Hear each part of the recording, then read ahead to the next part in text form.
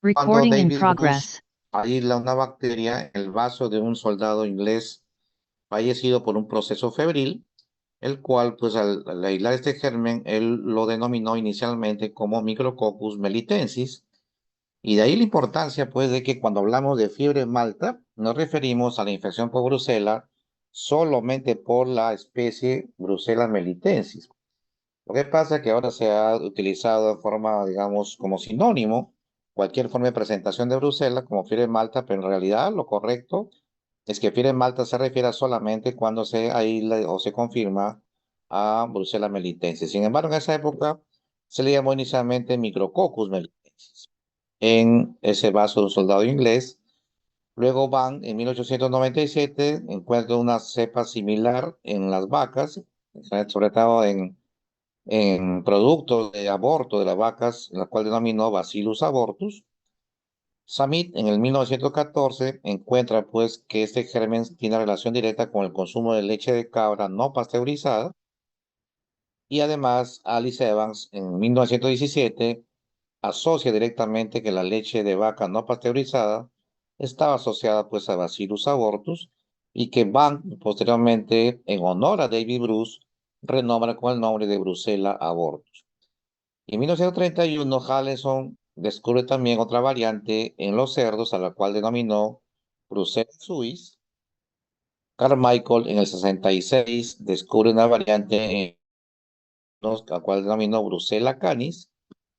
Y finalmente, pues se completaron ahí las cuatro especies de Brucella que afectan al ser humano: Melitensis, suis, ¿de acuerdo? Canis y abortus, que son las cuatro especies que afectan principalmente al ser humano. Hay otras especies más que afectan a algunos otros animales.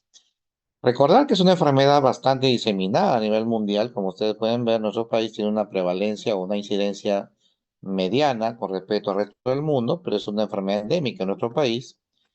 Y eso está bien, digamos, estudiado, porque nuestro país ocupa el 12º lugar dentro de las enfermedades infecciosas, el tema de Brucela. Sabemos claramente que áreas o regiones del país tienen mayor casuística de Brucela, como Lima y Callao, Ica, y algunas otras del centro del país, como Huancavelica, Anca, Chapurima y Cajamarca. Y se ha visto claramente la asociación con la ingesta de productos lácteos no pasteurizados. Y aquí en Lima hay fuentes muy bien reconocidas donde vienen pues quesos contaminados de la zona de Guarochirí, de Yauyos, Chancay y de Pacho. Entonces, esto es un agente patógeno. Hablando de la gente, pues es un coco bacilo gran negativo que no tiene movilidad y tampoco forma esporas. Son aeróbicos y son netamente intracelulares obligados, de tal manera que necesitan una célula huésped para poder desarrollarse y multiplicarse. Pero además tiene unas características bioquímicas especiales que las hacen difíciles de cultivar, pues en los medios especiales en los cuales he intentado, requiere entre 4 o 6 semanas para lograr crecimiento de estos gérmenes en los medios, por ejemplo, como el de Ruiz Castañeda modificado, que es el clásico, y que aún así siendo un esquema, un medio de cultivo especial para este germen, notamos que demora bastante, pues su crecimiento es lento. Eso también es importante tenerlo en cuenta porque obviamente pues tenemos el problema de que los cultivos uno no puede esperar resultado tanto tiempo de cultivo para tomar decisiones terapéuticas. Este germen se transmite principalmente por la ingesta de alimentos que estén contaminados con este germen, o sea, es una transmisión por vía oral, pero que básicamente está asociada al consumo de lácteos no pasteurizados. Por contacto es menos frecuente, pero también se ha visto casos por una herida abierta o por las mucosas. Por inhalación también algunas cepas, sobre todo en laboratorio, se ha visto esa forma de transmisión, y por inoculación. Y hay otras menos frecuentes, pero también se ha demostrado la transmisión por transfusión sanguínea o post-trasplante. Ya le dije que es intracelular, por eso es que a veces pasa desapercibido, o incluso también por vía sexual, por vía placentaria y a través de la leche materna de madre a hijo. Sea cual fuere la causa, es que necesita pues que se haga un diagnóstico precoz y un manejo adecuado, y tiene por lo tanto pues dos grupos de transmisión: la alimentaria principalmente y la otra es ocupacional, y el grupo que más riesgo tiene pues son los ganaderos, veterinarios, los mataderos y los de laboratorio. Y hemos hablado de las cuatro especies de Bruselas, Melitensis, abortus, suis y canis, las únicas que afectan al ser humano, y el resto de especies que se ven ahí en la diapositiva afectan a otros animales. En nuestro país se hizo algunos estudios, por ejemplo, acá el grupo liderado por el doctor Gotuso pone estas presentaciones que traje de un estudio antiguo, el cual hace un estudio pues, epidemiológico y demuestra que a mayor edad, mayor es el riesgo de tener la infección. A nivel de la familia, los hijos son los que tienen más riesgo en relación a los padres u otro tipo de ese parentesco sanguíneo. También en la mayoría había el antecedente, ingesta de queso fresco no pasteurizado.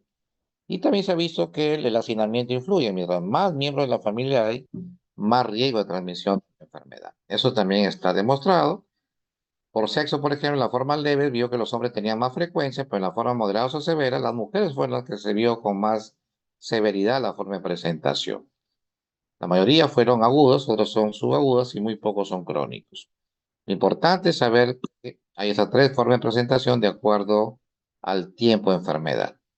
Recordad que es una enfermedad granulomatosa que ingresa por vía oral, como dije, tiene que vencer el pH ácido del estómago y a partir de ahí alcanza órganos linfoides del intestino, como la placa de Peyer, por ejemplo, y a partir de ahí se disemina al hígado, al vaso, y luego por bacteriemia puede ir a cualquier parte del organismo. Y de ahí le decía que por eso le llaman la imitadora, porque de acuerdo al órgano que esté afectando, la clínica será diferente. Por eso es que el diagnóstico es difícil en realidad, porque requiere una alta sospecha clínica y uno tiene que, por ejemplo, asociar no solamente una fiebre ondulante con compromiso articular, con hepatoesplenomegalia, sino que además tiene que asociarlo con la ocupación del paciente, el antecedente de lácteos, viajes recientes, signos y síntomas. Y cuando no hay sospecha de esto, entonces procedo a pedir los cultivos respectivos que demoran y por eso es que a veces se echa mano de estudios serológicos que orientan a tomar decisiones terapéuticas, pero que no confirman el diagnóstico. Entonces es importante tener en cuenta que Bruselas no se diagnostica con alucinaciones, solo son de sospecha. También recordar pues que en este caso esta bacteria de Bruselas es una bacteria intracelular. Una vez que el cáncer de torrente sanguíneo tiene que ingresar alguna célula, en este caso a un macrófago, el cual lo fagocita, pero algunos de estos gérmenes tienen la particularidad de sobrevivir dentro de la célula. Aquí se multiplican y después de un tiempo nuevamente invaden nuevas células sanguíneas para continuar su ciclo, pero netamente es de origen intracelular. Entonces recordar que la enfermedad puede ser subclínica, o sea, a veces no hay los síntomas clásicos que uno espera encontrar. Además, cuando ya es sintomático, donde ya vemos pues la forma más florida de presentación, y eso está asociado a las cepas más virulentas, es decir, los síntomas clásicos más fuertes y con algunas complicaciones se ven, por ejemplo, en las cepas más virulentas como Brucella melitensis y Brucella suis, que son las cepas más virulentas. También recordar que hay una clasificación de acuerdo a la duración del cuadro clínico, aguda cuando es menor de 2 meses, subaguda si de 2 a 12 meses y crónica cuando es mayor de 12 meses. Es importante porque, como les repito, puede afectar el órgano, aparato, sistema puede ser afectado y por lo tanto, pues los síntomas son muy inespecíficos, muy difusos y por eso le llamamos a esta infección la gran imitadora. Y cuando hay cuadro clínico puede tener varios tipos de finalidades o cómo termina la enfermedad. Primero que puede curarse espontáneamente, aunque a veces requiere tratamiento antibiótico, por supuesto, pero algunos que han sido tratados pueden tener recaídas, más adelante veremos por qué, o algunos se van hacia la cronicidad, o otros pues pasan a una fase de recuperación o convalecencia, pero un poco lento, que un poco restringe las actividades habituales de un paciente. Entonces, cuando tenemos una forma aguda de Bruselas, es la forma típica de presentación, una forma con fiebre, especialmente vespertina, asociada a cefalea, malestar general, artralgias, sobre todo artralgias en la zona lumbar, que es frecuente, pero puede ir de la mano con pérdida del apetito, estreñimiento, baja de peso, hepatoesplenomegalia o incluso aumento de la hemopatía, ¿no? Puede haber aumento del tamaño de los ganglios linfáticos. Y ahí están los síntomas, como lo ven son muy frecuentes la astenia, la fiebre, mialgias, sudoración y dolor articular. Los demás tienen menos porcentaje, pero todos ellos pueden aparecer en un paciente con brucela. Además, menos frecuente ya se puede dar artritis, linfadenopatía, esplenomegalia, palidez, orquídea, epididimitis, que es una forma también de presentación de la forma genital, hepatomegalia, y vean que las formas más graves son las que tienen menos frecuencia, menos mal, compromiso del sistema nervioso central, solo 4%, y el soplo cardíaco, o sea, lo que hacen endocarditis por brucela, solamente un 3% de los afectados. Y eso es bueno porque esas son las dos formas de presentación más graves de este paciente. Entonces acá hay una revisión, por ejemplo, que se hizo un metaanálisis para ver cuáles son el cuadro clínico más frecuentemente asociado a brucelosis. Como ven, pues acá a la cabeza sigue siendo fiebre, fatiga, el tema de escalofríos, artralgias, son síntomas que tienen mucho peso a la hora de definir el tema de una sintomatología o cuadro clínico de brucelosis según esta revisión. Pero a nivel ya de algún aparato específico, aparato sistema, tenemos el tema de que a nivel digestivo puede haber síntomas como disminución o pérdida del apetito, dolor abdominal, puede haber náuseas, vómito precedido de náuseas, diarrea o incluso estreñimiento. Claramente se ve la inflamación de la placa de Peyer debido a compromiso del tejido linfoide. Se ve hepatitis difusa y que generalmente va con granulomas que están asociados a esta enfermedad. Y también se ha visto en los estudios de imagen cerebral la presencia de accesos supurados en el hígado y sobre todo si son en el vaso, la más probable es que sea causado por Brucella suis, que esa es una de las complicaciones que produce este acceso esplénico múltiple. Y también dijimos que es una enfermedad granulomatosa, por lo tanto produce hepatitis granulomatosa, de ahí se explica por qué sube la transaminasa, sobre todo la TGO, la TGP, y también pues el tema de los marcadores como fosfatasa alcalina y gamma-glutamil transpeptidasa. A nivel esquelético, que es muy frecuente, hasta el 50% de los casos va a haber alguna manifestación en el sistema esquelético con, por ejemplo, artritis, espondilitis, osteomielitis, tenosinovitis, incluso bursitis. Y la sacroileitis es la más frecuente, que es la que siempre estamos mencionando, porque son dolores intensos, crónicos, en la zona lumbar. Pero también estas artralgias pueden afectar otras articulaciones grandes como la cadera, la rodilla o las muñecas. Además, a nivel de la médula, perdón, de la columna vertebral, el segmento que más se afecta es generalmente la región lumbar o lumbosacra.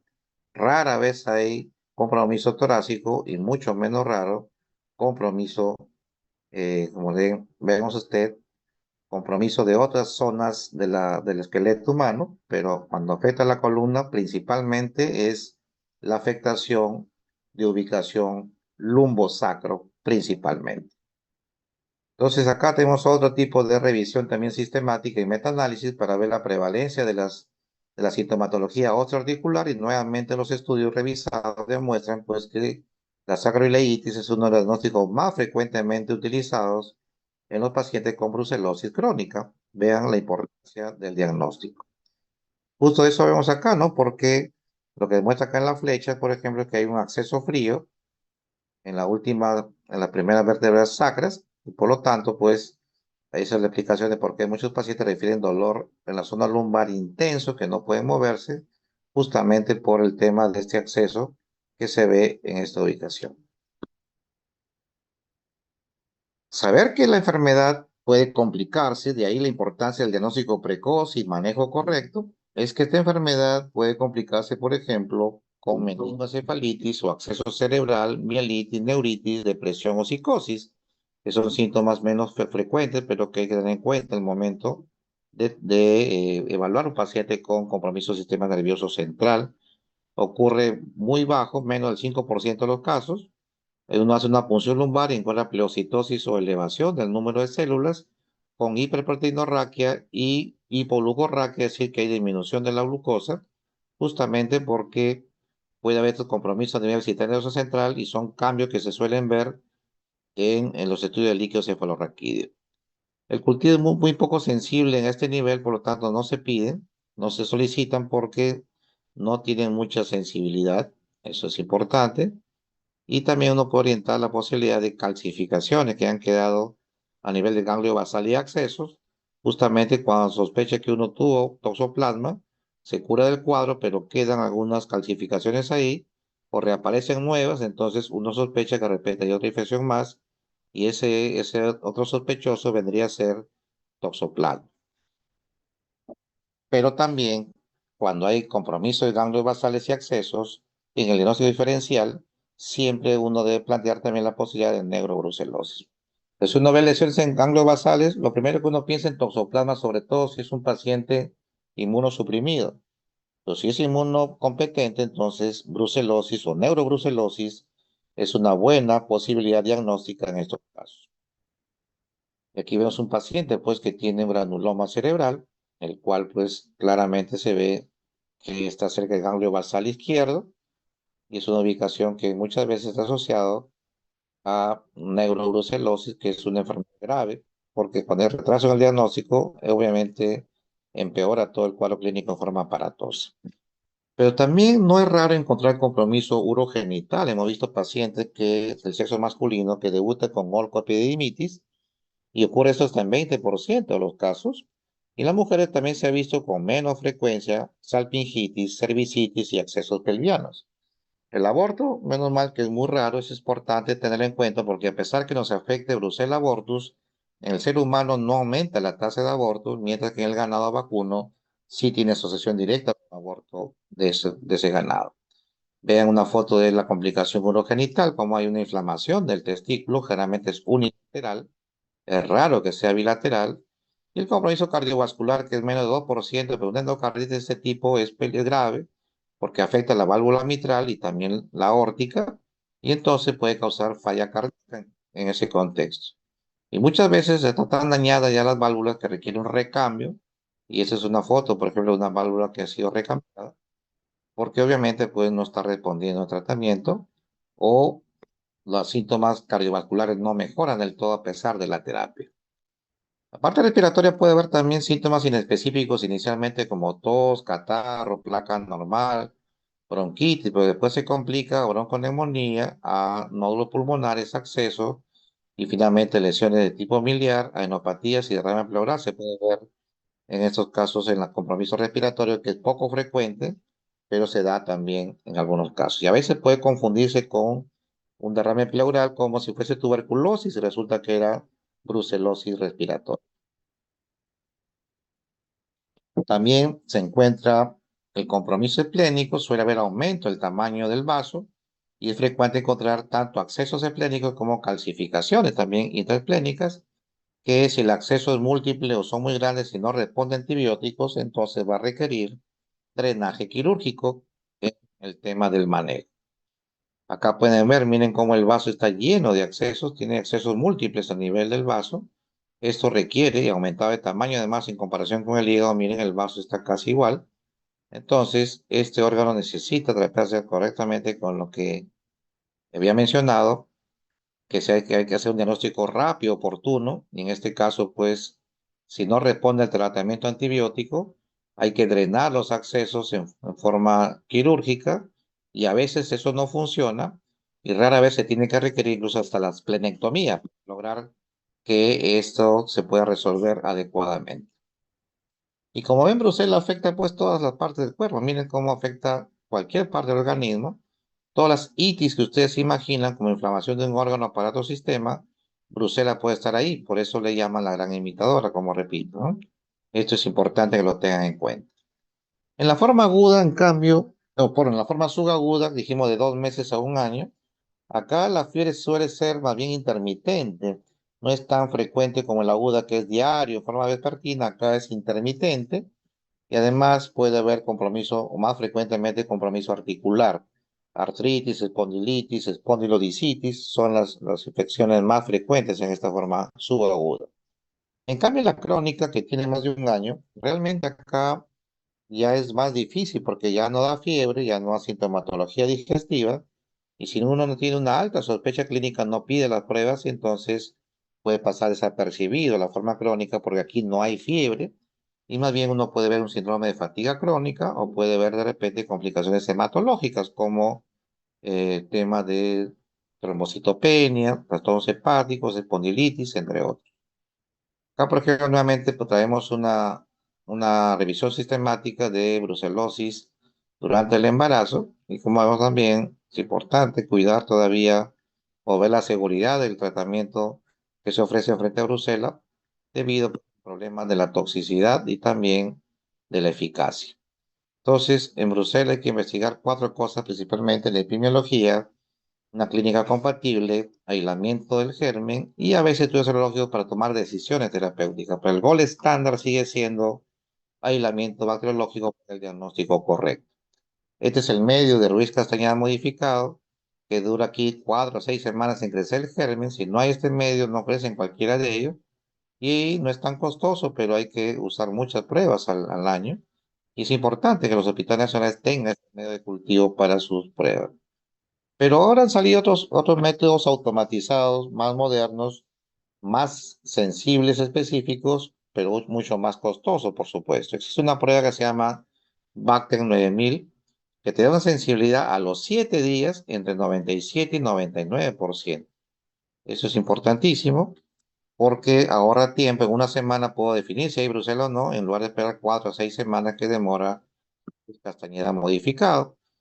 Entonces aquí ven la comparación, cómo puede ser 3 a 4 semanas por Ruiz Castañeda, en cambio con cultivos de médula ósea de 4 a 7 días, y después de eso ya se aplica o se defiende la posibilidad, pues, de utilizar de estos tipos de medios, porque son bastante difíciles de localizar, no son tan costosos Ruiz Castañeda, pero como ven, a pesar de ser un medio especializado, demora, pues, en crecer, y esa es la dificultad para el diagnóstico. Por eso que algunos se adelantan a pedir algunas pruebas serológicas y con eso pues a veces hay confusiones. Recordar que roce bengala y aglutinaciones en placa o en tubo, en inmunoglobulina M son pruebas serológicas y el 2-mercaptoetanol dosa inmunoglobulina G, ese sirve más para pronóstico, para seguimiento, mientras que Ruiz Castañeda y aglutinaciones sirven más para la parte aguda con respecto pues al cuadro clínico, ¿no? Es otra prueba más que no vamos a hacer mucho comentario, pues no están disponibles la mayoría en nuestro país. También recordar entonces con cuánto yo sospecho que el paciente tiene brucela, con qué título de anticuerpo yo sospecho. En países endémicos como el nuestro, basta 1/200 para asimilar que tiene enfermedad con alumno, que tiene, perdón, positividad para esta infección. Pero cuando es un país no endémico, basta 1/100 para que haya sospecha de enfermedad por brucela. Sin embargo, lamentablemente, pues por el fenómeno de Prosona puede haber falsos negativos y también puede haber falsos positivos por el cruce serológico con otros gérmenes, como por ejemplo Yersinia enterocolítica, Vibrio cólera, la misma E. coli, entre otros, tularemia también. Entonces, eso es el problema, que da falsos positivos, pero también suele dar falsos negativos. Yo no puedo hacer diagnósticos solamente con serología, eso acuérdense bien. Esto es solamente para tomar decisiones terapéuticas, pero no sirven para el diagnóstico definitivo. ¿De acuerdo? A pesar que cada vez existen algunas pruebas como Rosa Bengala que tienen una sensibilidad importante, pero no tiene tanta especificidad, y eso es lo que tienen que tener claro ustedes al momento de hacer el diagnóstico.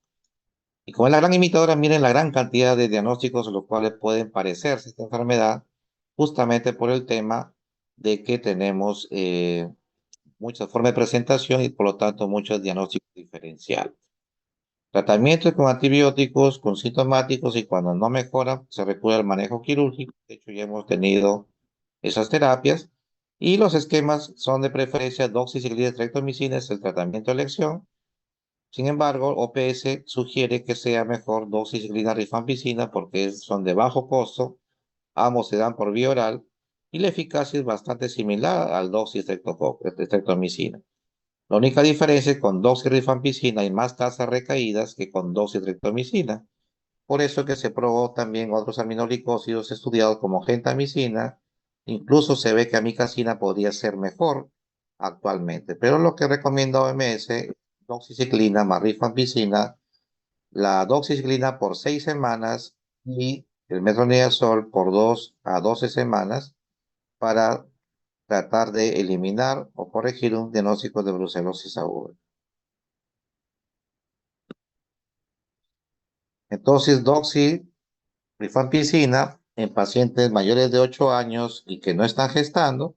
En las embarazadas y niños solamente se da monoterapia con rifampicina y en la forma grave de presentación se da siempre terapia triple, doxy, estrecto y rifampicina.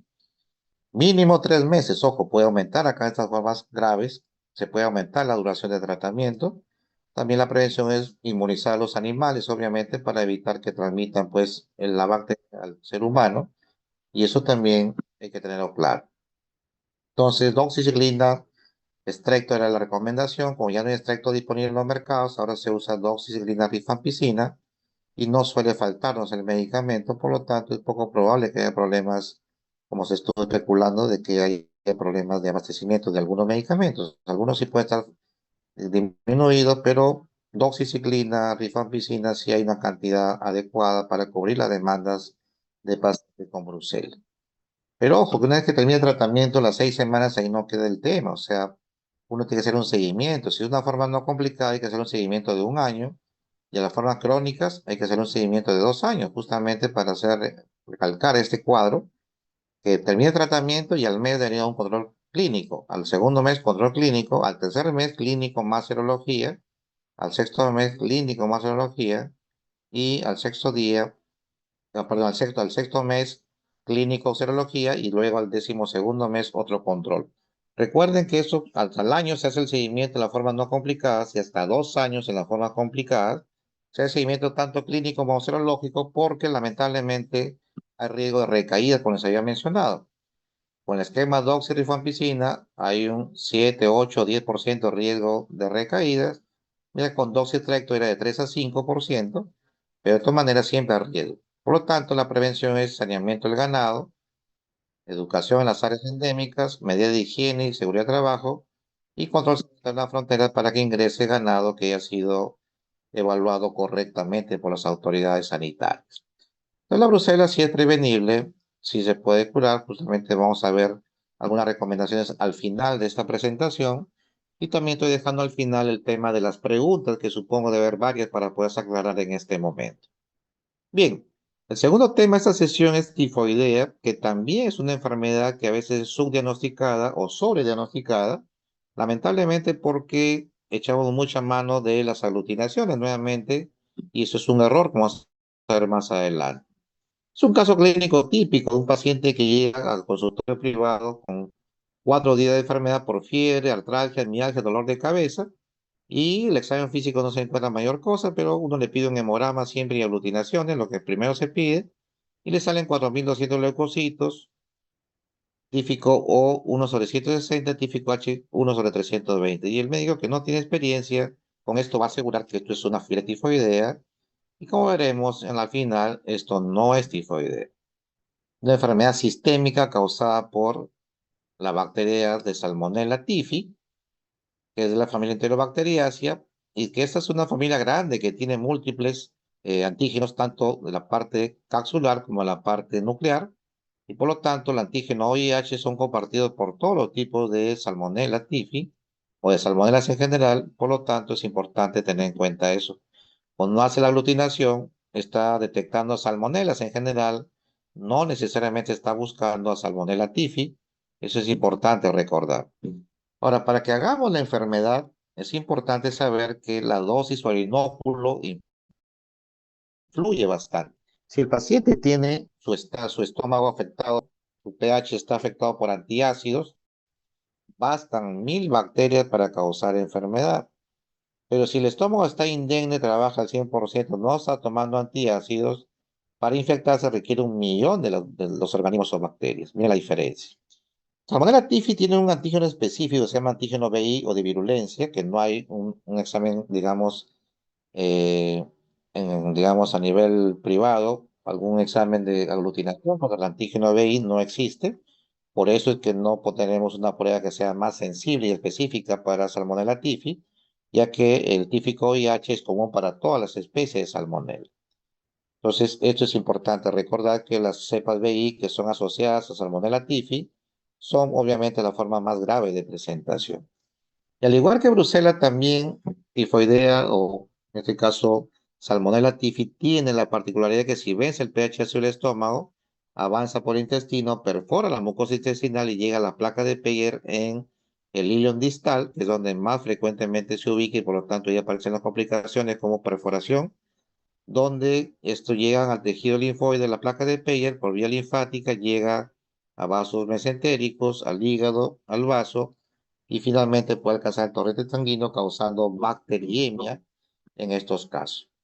Salmonella es un gran negativo que ingresa por la boca, principalmente es una transmisión fecal-oral, recordar, es una bacteria no esporulada, es fermentadora, sí es móvil, tiene algunos flagelos que son móviles que le permiten trasladarse de un sitio a otro.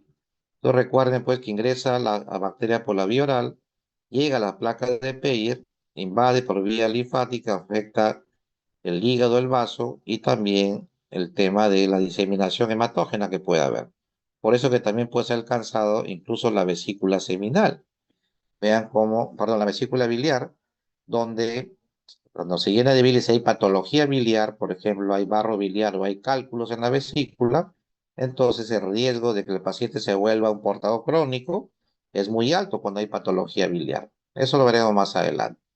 Entonces, gran negativo, aerobio facultativo, flagelado y móvil, y no fermentador, que crece un poco más fácil en medio de cultivo, a diferencia de el amigo, a diferencia de lo que vimos en otro tipo de condiciones no hablamos de Bruselas.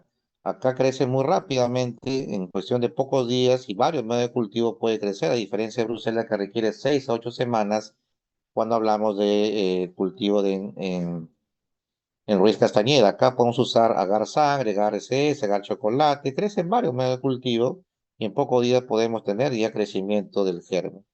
Eso es la ventaja de Salmonella typhi.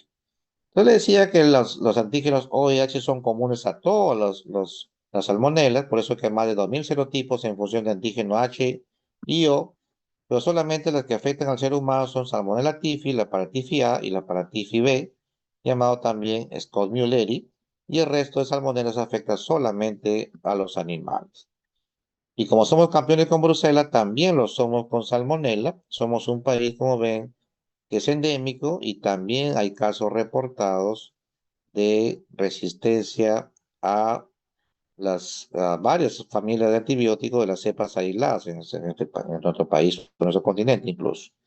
Entonces hay algunos antibióticos que ya no son de primera elección porque hay alta resistencia a nivel mundial. Y eso ha ido cambiando en el tiempo, pues obviamente ha ido empeorando. Y vean cómo se hace una revisión sistemática de la incidencia de fiebre tifoidea y efectivamente, pues sí ha habido aumento en los últimos años comparado con los años 70, como en los años 90 y 2000, vean cómo ha aumentado los casos de Salmonella typhi y eso no nos habíamos percatado al momento de hacer diagnóstico. La enfermedad que afecta solamente al ser humano como único reservorio, los portadores son hombres de 50 años o mujeres portadoras de patología biliar, el hábitat es en la bilis del paciente enfermo, la agresión por vía oral y la contaminación puede ser por contacto directo, eso también se da en cuenta.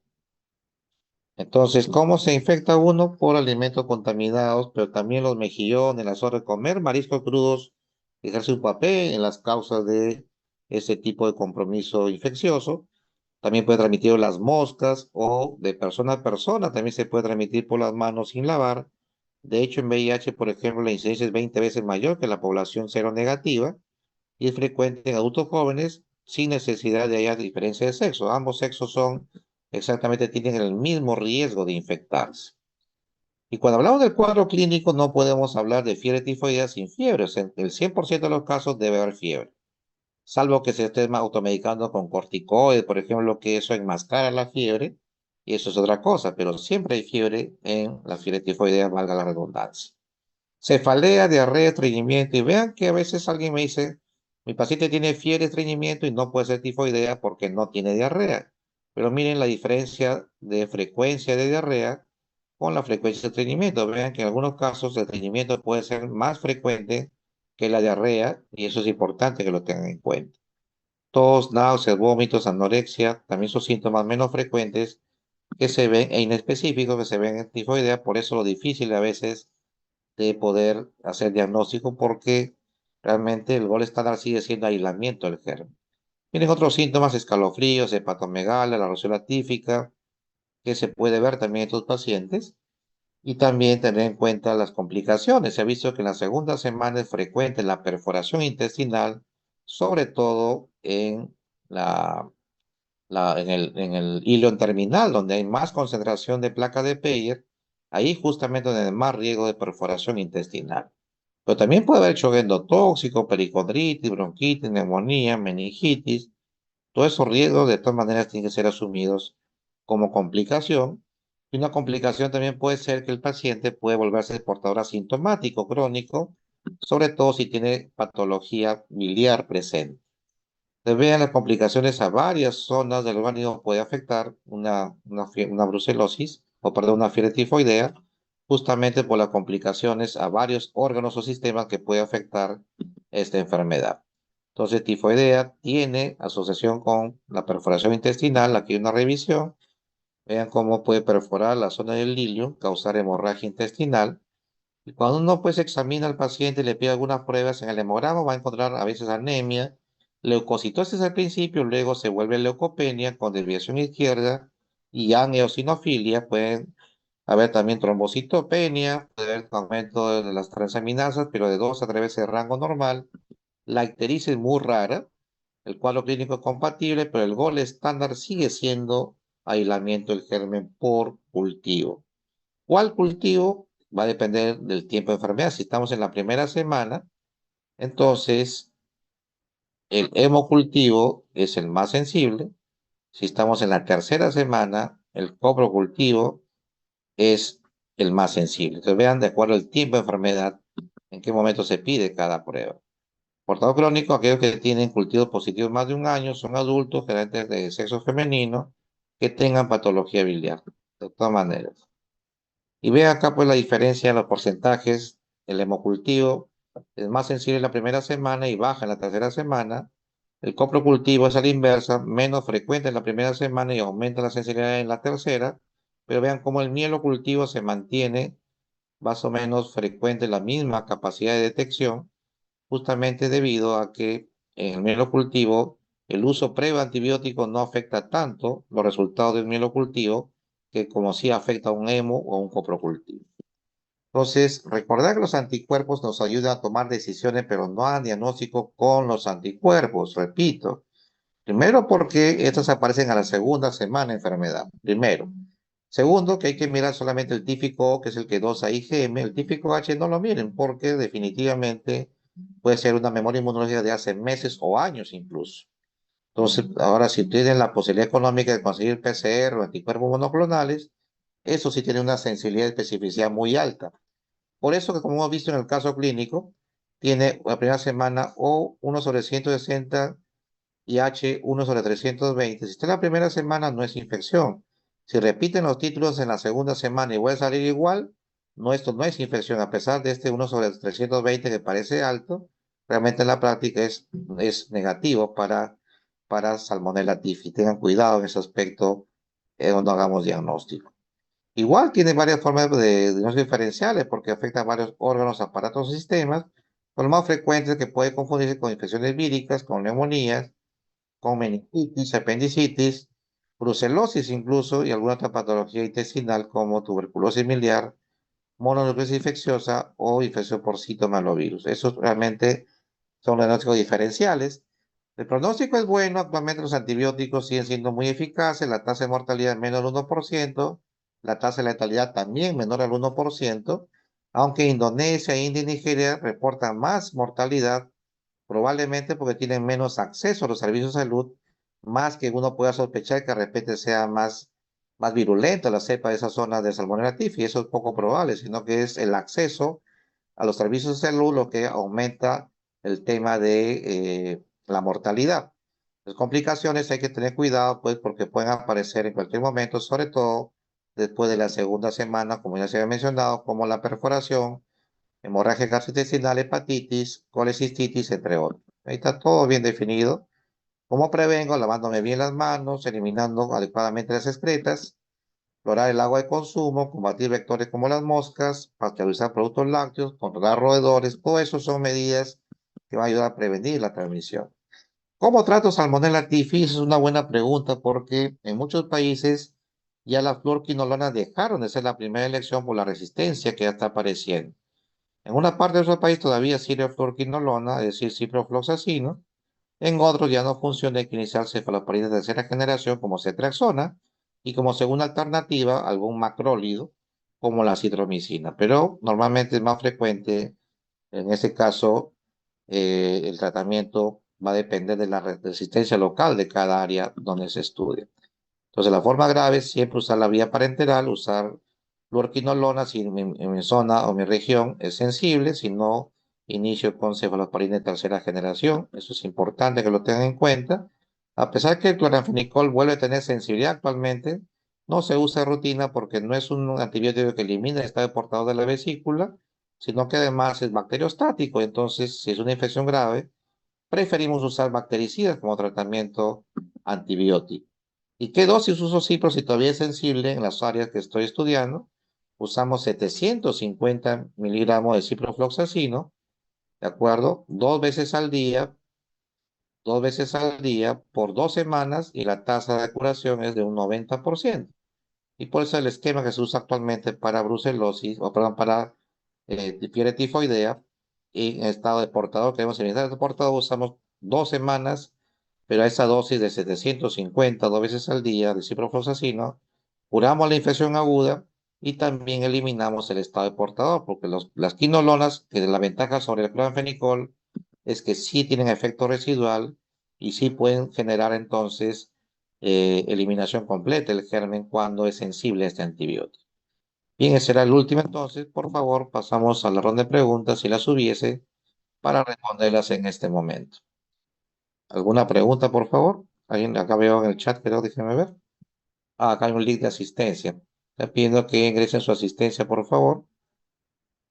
Aparte de eso, ¿alguien más? ¿Alguna pregunta? ¿Alguien que tenga alguna duda, por favor, que lo pueda aclarar en este momento?